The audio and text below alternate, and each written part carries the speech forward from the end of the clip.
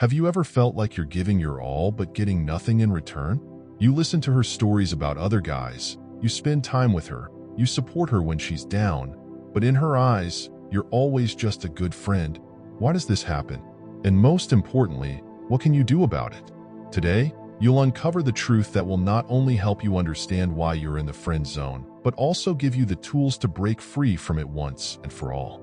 We'll talk about finding the strength to say no, setting boundaries, and learning to respect yourself. You'll stop being someone's backup plan and start valuing yourself. Ready to take the first step toward freedom?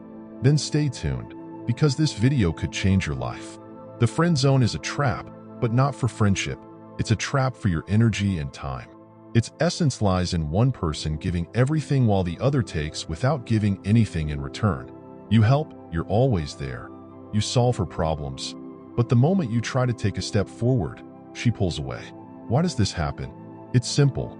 You allowed her to treat you this way. People value what requires effort. When you put yourself in a position where you're always available and ready to help, you're no longer seen as a person, but as a convenience. Seneca once said, "Be careful with your time, for it is the most valuable thing you have." Think about it. Where is your time going? If it's spent on someone who doesn't reciprocate, then you're wasting it. The first step to breaking free from the friend zone is acknowledging that you're in it. It might be uncomfortable, but without this realization, you'll remain stuck. Imagine someone who keeps drawing water from their well every day until it completely dries up.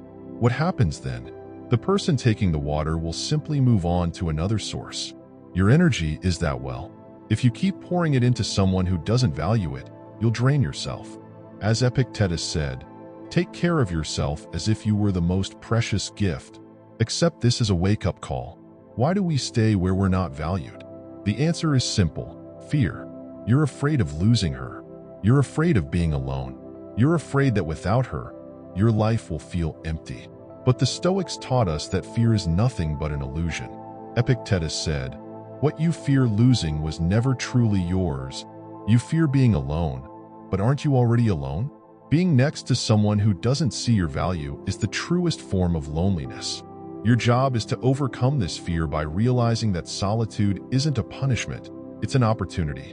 An opportunity to grow, to become wiser, and to better understand yourself. A man's strength begins with his ability to set boundaries. Boundaries protect your value. If you allow someone to take advantage of you, you're sending them a message. It's okay to treat me this way. Imagine you're in charge of a castle. If you leave the gates wide open for everyone, anyone can walk in and take what they want. Boundaries are those closed gates, letting only those who deserve it enter. Say to yourself, "My time, my effort, my energy have value." If she continues to take advantage of you without reciprocating, you must walk away. This isn't cruelty, it's self-respect. Here's an example.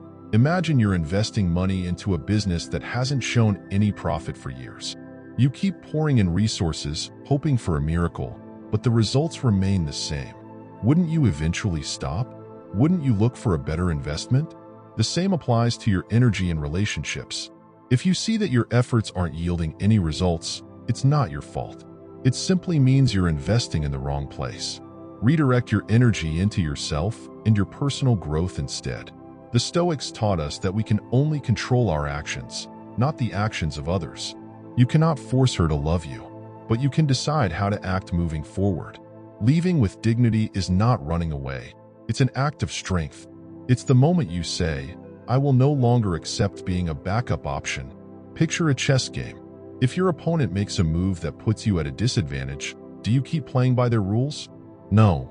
You find your own way to turn the game in your favor. Your life is a ship, and you are its captain. Imagine the wheel is in the hands of someone who doesn't know where to steer. What happens to the ship? It drifts off course, lost in storms.